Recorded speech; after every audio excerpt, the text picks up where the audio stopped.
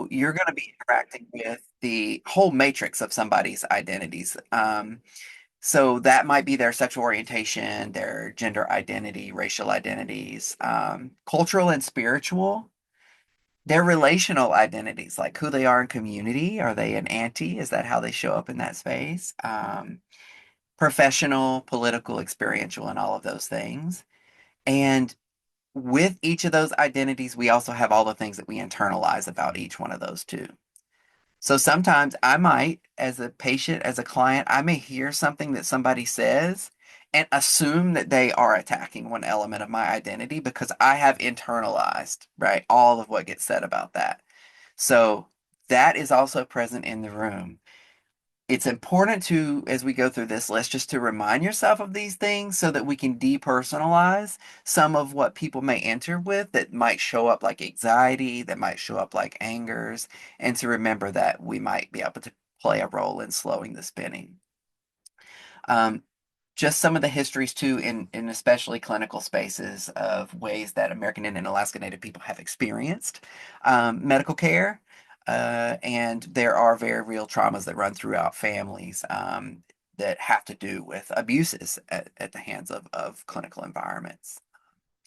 And I think as well, like each person, just like us, has their own feelings and they might have their cultural ideas, sometimes taboos, biases. But we also have things that we're really proud of and language that we might use that we would like reflected back to us. And we all, this last point is really important for the context of sexual health, which is that we all have way different levels of comfort when it comes to having conversations regarding sex, body parts, and social expectations that we attach to each one of those.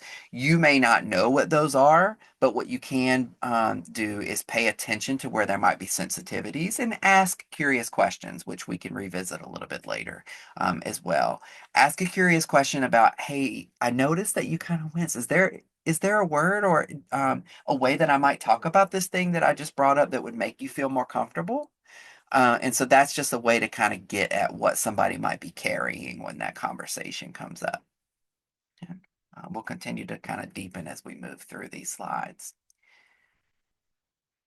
I did share that and by the way, I'm not sure I can super easily see the hand raise feature. Alicia, Nikki, if any of you see one, feel free to jump in and just interrupt me vocally as well. Will do. Thanks, Itai. Yeah. So I said that we would also talk about some of the specific needs of 2S LGBTQ plus people when we enter these spaces, and that there is a lot of overlap as well with what cisgender heterosexual people need. This is one area where I think it's especially relevant to everybody in any country, not just queer folks and not just trans and gender diverse folks, which is that we have the sovereign ability to name for each other how we want to be referred to, right? So today we may refer to those things as true names and gender pronouns. Sometimes those things are captured at intake for whatever your program is or whatever your clinical service is, and sometimes they're not. And so sometimes as providers, we have to take it upon ourselves. And I would argue it's always a good idea to take it upon ourselves when you first meet a client to ask them, is this the name that you would like for me to use for you? Um, and what pronouns would you like me to use? And that is because you can get at somebody's ability to let you know what they need in order to be spoken to. And so one of the things that is helpful in thinking about is to offer your own pronouns as part of the way you introduce yourself to the client, or have it on your badge, somewhere on your attire, on your desk, however it is that the clients are interacting with you, where they can see or hear that from you, and just ask them, just like I modeled a moment ago. Is there a name that you'd rather me use? Is this the name you'd like for me to use for you? Use those once they share it. And that's really important too. If you notice that you didn't use what a patient or client has asked you to use, oh, I'm sorry, I meant this, and then make an effort to continue to use the correct one. I love now talking about this one in Indian country as well, just because there is such a rich history in our communities, especially small tribes like the one I'm from, where I don't even know what some people's government names are. So many people have a nickname. I have Uncle Pookie, Uncle Mutt. I have a Skookie Jefferies, and so I couldn't even tell you what Tootie's, actual name is. So the name that you go by in community, like there is a way for that to also show up in your clinical encounters and for that to be really affirming. And I think about pronouns very similarly. I did have a great grandmother who kind of got a beard later in life, and she had a deep voice because she smoked. And so, people would oftentimes misgender her, and she was a cisgender heterosexual woman. So, you may have to offer to community members an example and explain why it is that you're asking. But again, I think it's something that can ultimately be helpful for everybody. Um, it's just a couple of tips with that. I usually tell people, hey, you can practice by, you know, giving one of your animals a kind of gender neutral name, or just that you refer to them gender neutrally. So maybe your dog becomes a they, them. So you can practice referring to them. I definitely have a genderqueer chicken, Orville Peck, and he is a fantastic member of my little barnyard out here. Um, and just a cultural note here too, that in most native languages, gender pronouns were not used historically. So when we're using English, it can actually be a great way to adapt our English to fit the intention of many tribal languages, which was not to assign male or females. We didn't come from binary cultures by and large. So this is important for creating safety and affirmation for everybody. And just reminding that it is for everyone and not just to us LGBTQ plus folks. Okay. All right. So moving along into sexual health specifically, just want to note some of this comes from the WHO, World Health Organization, and sexual health is something that also relates to everyone. And even we're talking about people who engage in sex, people who don't engage in sex. Everyone has sexual health. And so it is something that is fundamental to our human experience, to our well being. It involves individuals, couples, families, our whole community. And this is something that as well that due to the some of the cultural biases, some of the taboos, that can be the most difficult to talk about. And so, one of the points of creating safer spaces to talk about it is that we can experience more health overall by creating safe spaces to talk about our sexual health broadly. So, when we view it affirmatively, it requires a positive and respectful approach to sexuality, to sexual relationships, human ways of expressing our sexual desire, as well as focusing on, the ability to have pleasure, to experience safe sexual encounters, to be free from coercive sex or pressure, and to also be free of discrimination and violence.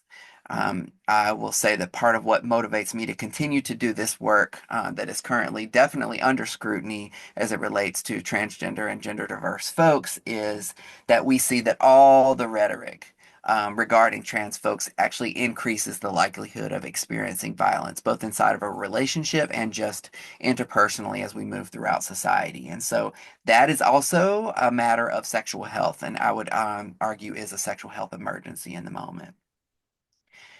And to bring in kind of the indigenous lens too, important to know that sexual health is most possible when a person's sovereignty is intact, when our ability to self-define, self-describe, and engage in things that feel good to us, that is an expression of sovereignty. Just it's sort of like as well, the notion of consent comes up for me when I think about sovereignty. Just like when I think about harvesting practices that I was taught, you ask for permission, you leave an offering, and then you gather that, right? And you give thanks for it. And it's the same kind of relationship that we want to have when we're thinking about how to promote good sexual health practice. Itai, there was a comment in the chat, kind of speaking to Mhm. your previous slide that Sammy has a 7-year-old grandson with long hair, and he is now comfortable saying, "Hello, I'm Joshua, a boy," when someone approaches him or when he overhears someone calling him something different from what he wants to be called. So just as another, example of the societal norms and how, you know, even all little kiddos are able to like vocally express like how they want to be referred to. I love that. Thank you for putting that in the chat. And definitely, I think over the last few years too, we were seeing some progress where, like in schools, there were practices where kids were being asked to share pronouns or to use that as part of their introductions. And it does help because, yeah, like bringing in the biases as it relates to like hair length and things like that, our native boys and men often are also misgendered as well. Thanks for that. So, continuing to move along with sexual health and what we might think of as good sexual health, it kind of depends on a few different things. There's more things that are not on this list, but a few that I want to feature when we're thinking about creating these safe and affirming spaces is having access to comprehensive, good quality information about sex and sexuality.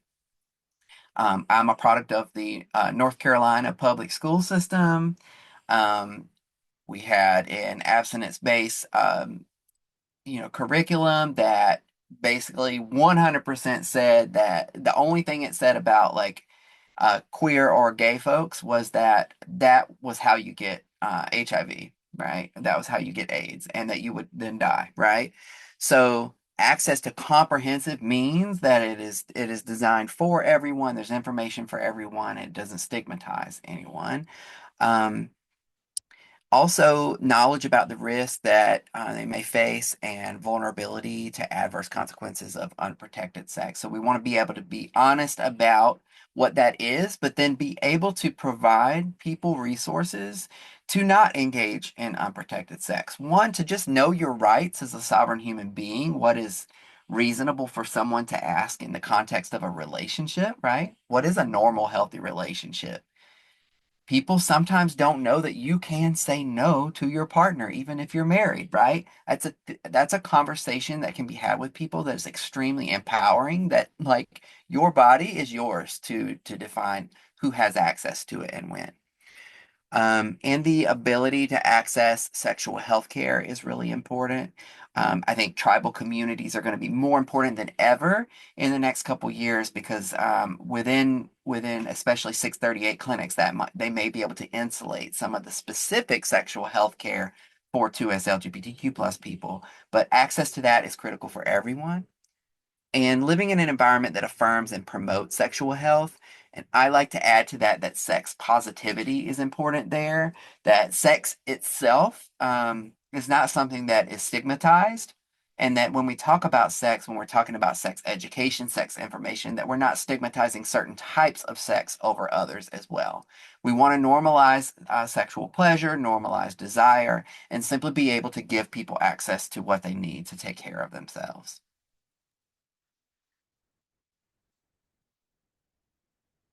I said this in many different ways, but I just wanted to have a fun slide to also kind of focus on it for a second.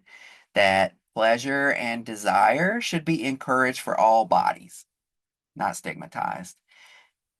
There are many ways that we kind of engage with this as a culture. Um, Not only like what I experienced in the North Carolina public school system, where I was very much discouraged from engaging in any sex that my queer body and mind would desire, but we also do this for people who are older, right?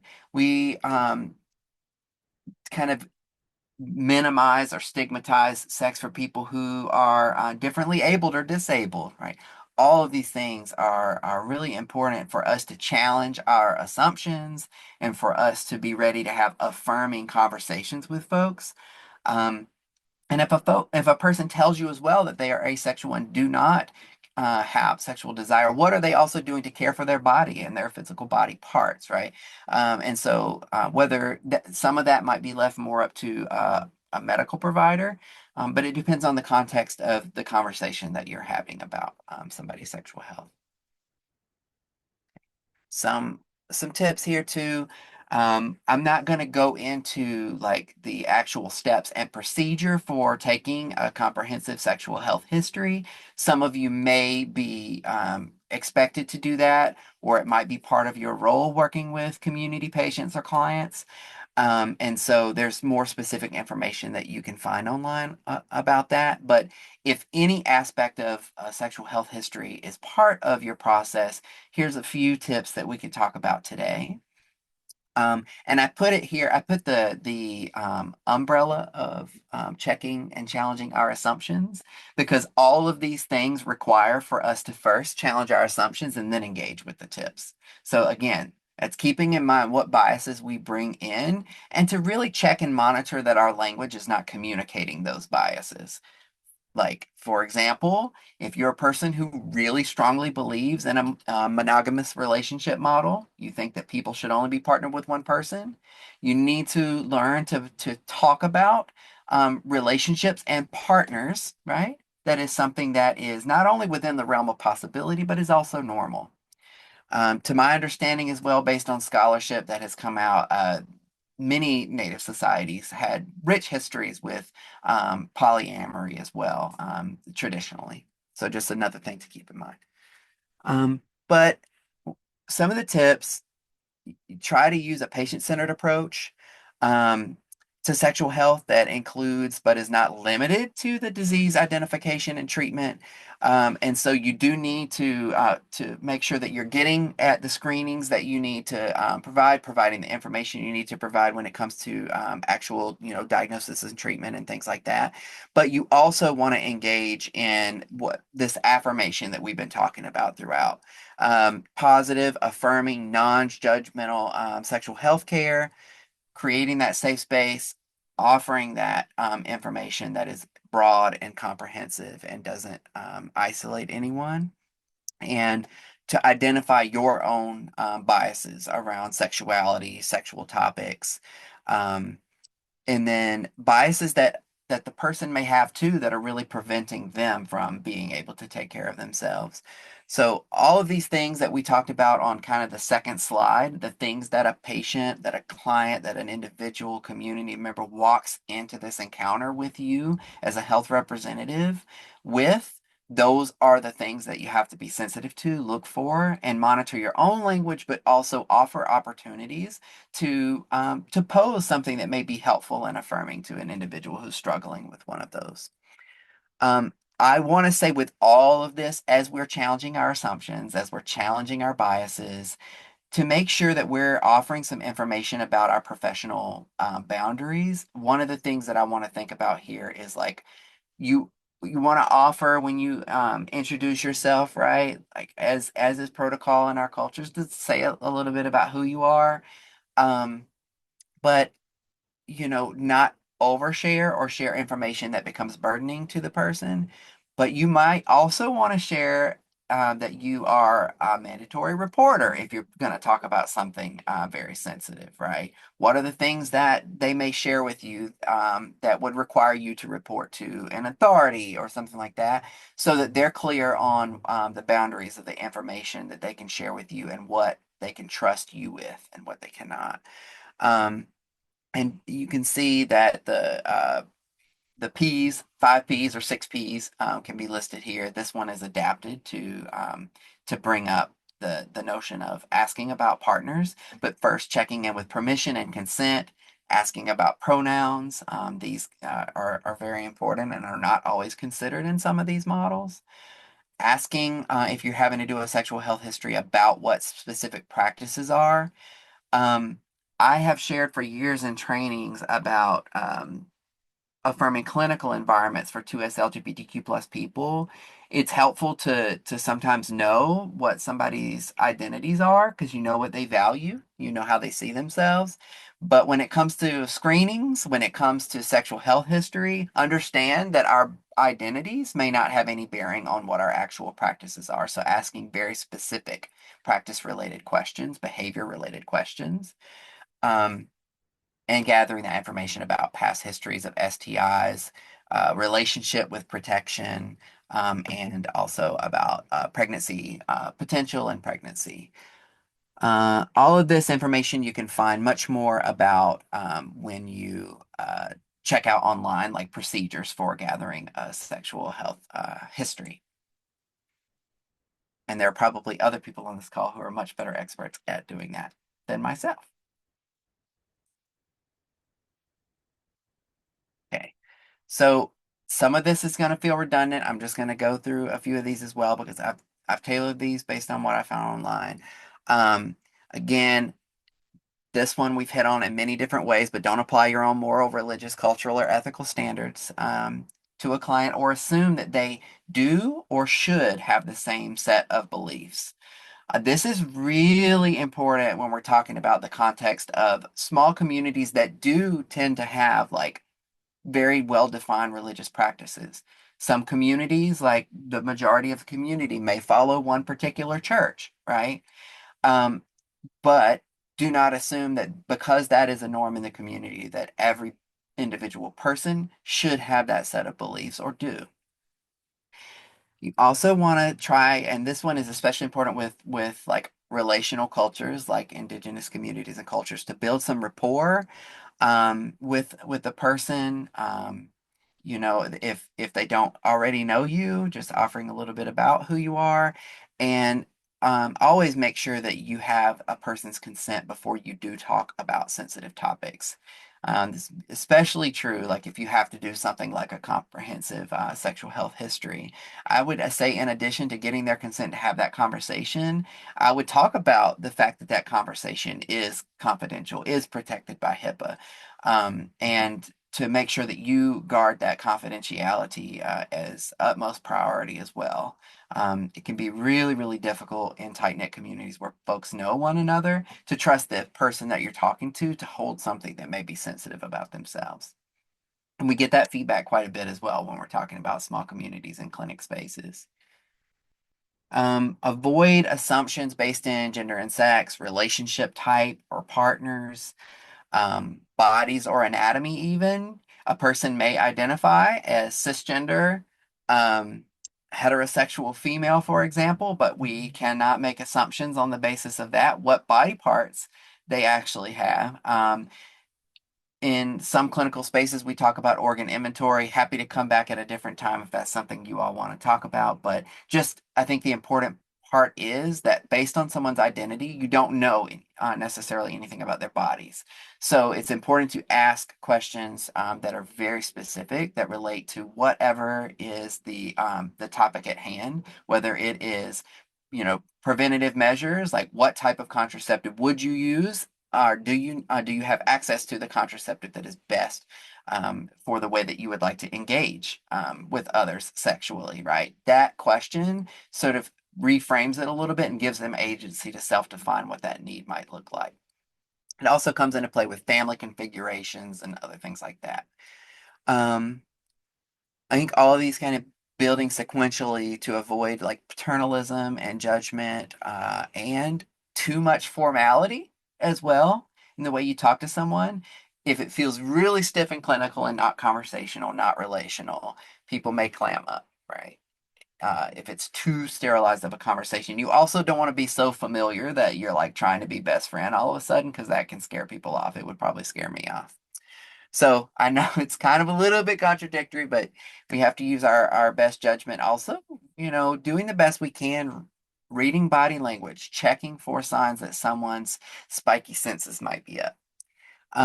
And really what I like to say when I'm talking about anybody in a clinical or community space is to talk to everyone like you would want your next of kin to be spoken to.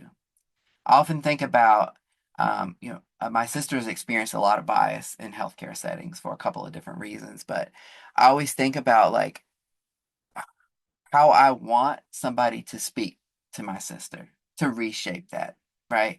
How I want somebody to receive me and speak to me. How I want somebody to see my grandma or my mom when they're talking to them, right? So think about that, whether or not you are directly related to the client or patient. Think of them like that, right? Um, So it can just be helpful for kind of establishing a different sort of expectation in those settings. And respect that a desire to not answer a question that you've asked is a valid answer and within somebody's sovereign right to do, right? In fact, it may be like a required screening that you're supposed to get through that day, but they're not having it. And so, you have to respect that. And it could be that they may be willing to circle back to you because you respected that the last time, right? And you said, well, I'm here, right? I'm a resource to you. I'd like to be able to support you in this. And so you know how to reach me. And I think as well, we'll kind of end the slide on this one. Hold the possibility that the knowledge that you hold is just one valid, correct, or relevant way of seeing any one situation, right? And so always feel free, like if you don't understand what someone's saying, you'd like to know more because there is a disconnect between the way that you're describing something and the information or the response that you're getting back. Approach with gentle curiosity. Oh, would you mind telling me more about that? You know, that kind of thing can be really helpful. I find this especially helpful too when like feelings and emotions come into a space and there might be anger or rage that come out for a reason you don't understand. Is just asking a simple question and not reacting in any sort of defensiveness or being too closed off, and you give them the right to as well to say, hey, just a reminder, we can move on from this too if you're not comfortable. So all of those things are really important to kind of keep in mind. So as I said in the beginning, safety is not something that we can guarantee anyone. I really wish that people could, but considering emotional health and wellness, we can just really never account for everything. But we can support creating the conditions where safety is more likely to be felt, right? We can help to facilitate the feeling of safety. So that is, we can support our patients, support our clients in feeling that they can be honest and authentic with us. The more of our own biases and judgment we can release that comes across, the more likely we are going to be creating that space, those conditions where that can grow. And keep in mind that this becomes really relevant if you're dealing with a system. Let's say you have to help somebody fill out a housing form, and the form like does not have their gender identity as you know it, right? It doesn't have it listed. You might say to them, hey, look, I love that you shared this with me. Can you help me figure out how to navigate this paperwork? Because unfortunately, this system with the tribe does not have that yet. I'm going to email them and write some feedback for this form, but in the meantime, which option would you like me to choose? Right? So then they know that you're not misgendering them on this form if it comes back to them, and they see that you're willing to see them for who they are and work with them. And the same thing is true for kind of anything that you have to navigate that might not be affirming to a client, is that you can explain the context that you're working in and ask for their support in how they would like to show up as a sovereign person in that system. Um, and so, yeah, we already talked about the mandatory reporting thing.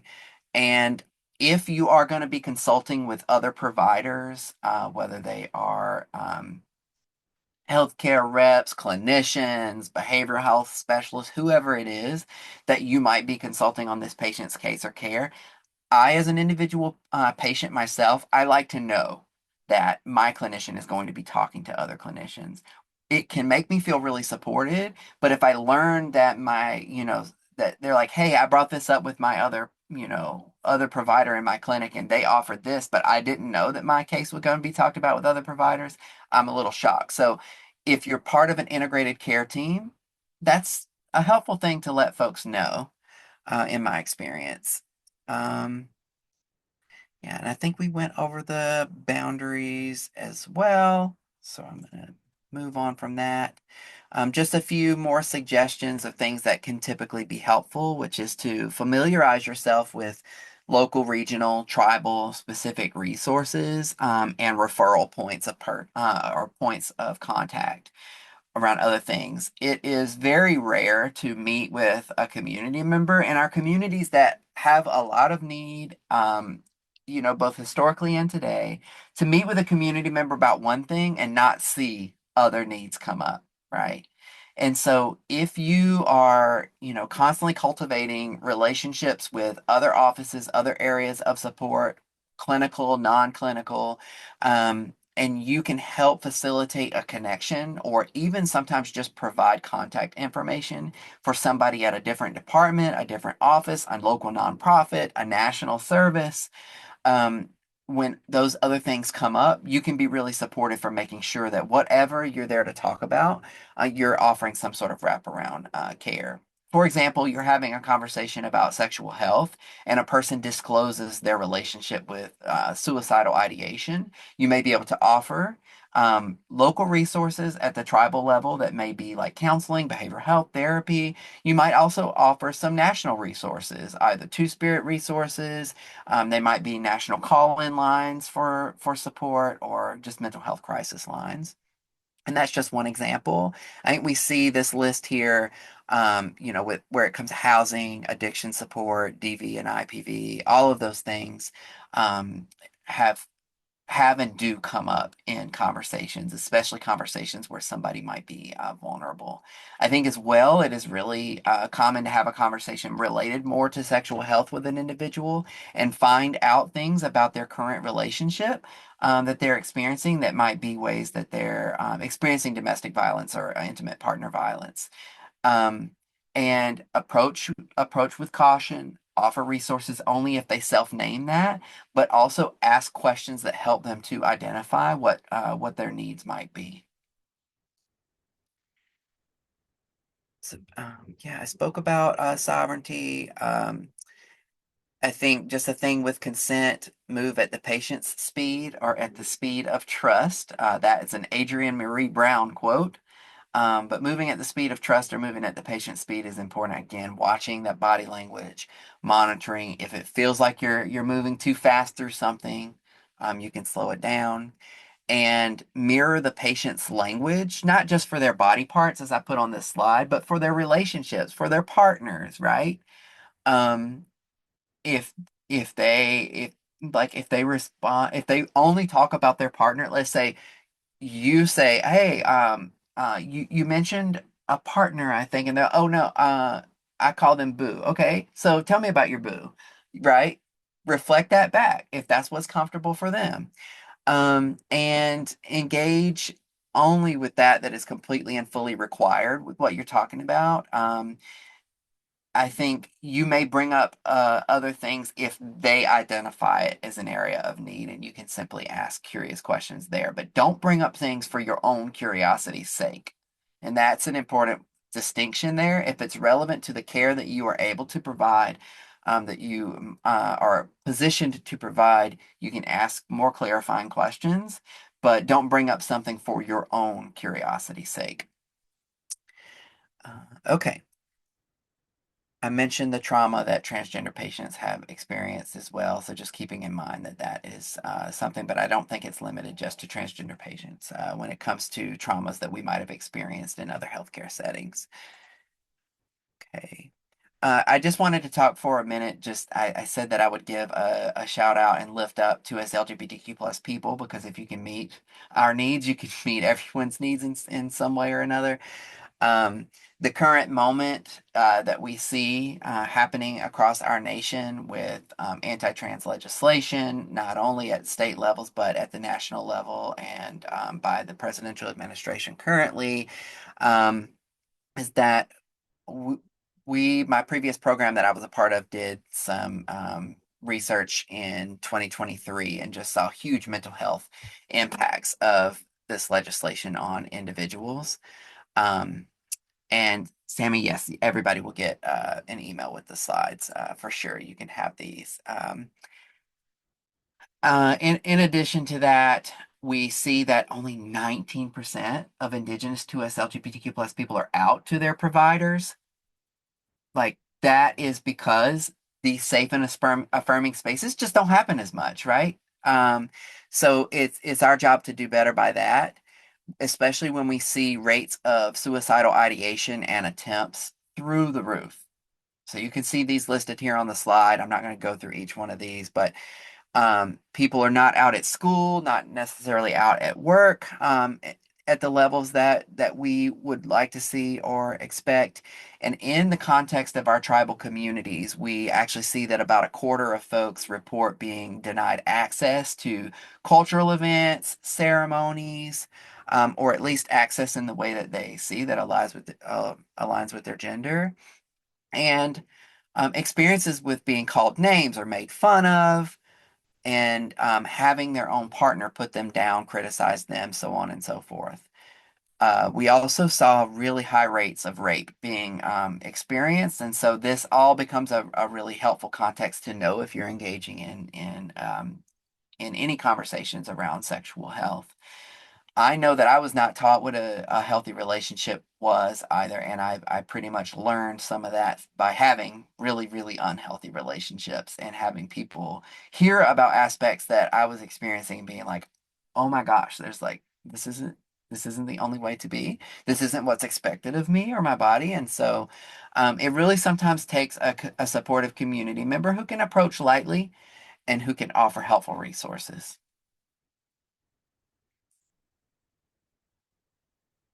But some of the strengths, this is just like many of our indigenous people, not just to us LGBTQ plus people, we have strong connection to our identities, our indigenous identities for two-spirit people, two-spirit, indigiqueer, pre-binary, some of these words that attach us to our community provoke a lot of, warm feelings and connection, and that we feel that our own community, the indigiqueer community, supports our identities the most. Um, Indigenous to us LGBTQ plus people are also really connected to traditional values and traditional cultural activities, as well as just ways of being. And so it's really important to folks. Pride is always like almost always the best way to work with an Indigenous person too, is if you can tap into some way that they can support their own health through connection to that culture, it's going to be meaningful. Right. I'm going to skip over these and just give them to you in the slides. It's some information about our Indigenous to us LGBTQ plus people when it comes to sexual health, PrEP, contraception, and all that, just so you have some data and statistics to work with. This all comes from with data collected within the last 5 years. And this is where I'm going to end, which is the opportunity. We all, as providers within our communities, can be a positive step along an Indigenous to us LGBTQ plus person's journey with sexual orientation, gender identity, with empowerment, and we can interrupt cycles of systemic violence. And I think the same is true for any person who has experienced poor sexual health. We can be a part of that journey of healing. And at our best, and with the right combination of care and intention and resources, Western systems of medicine, of clinics, can also meaningfully intersect with Indigenous care and with Indigenous ways of being.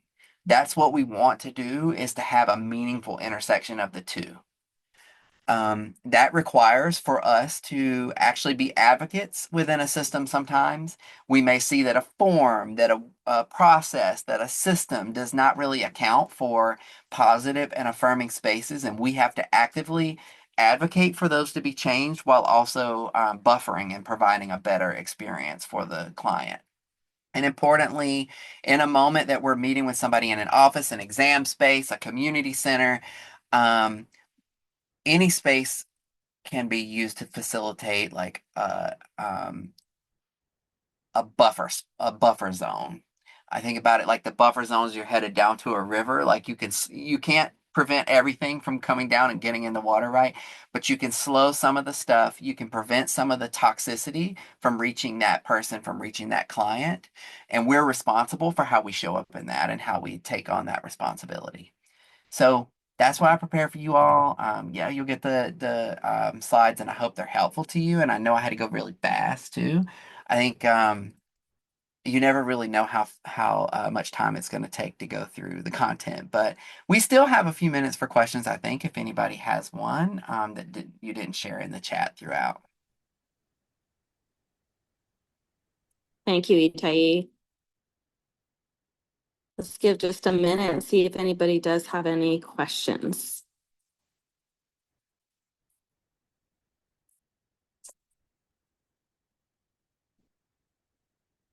You're getting some thank yous, shout outs. Yay.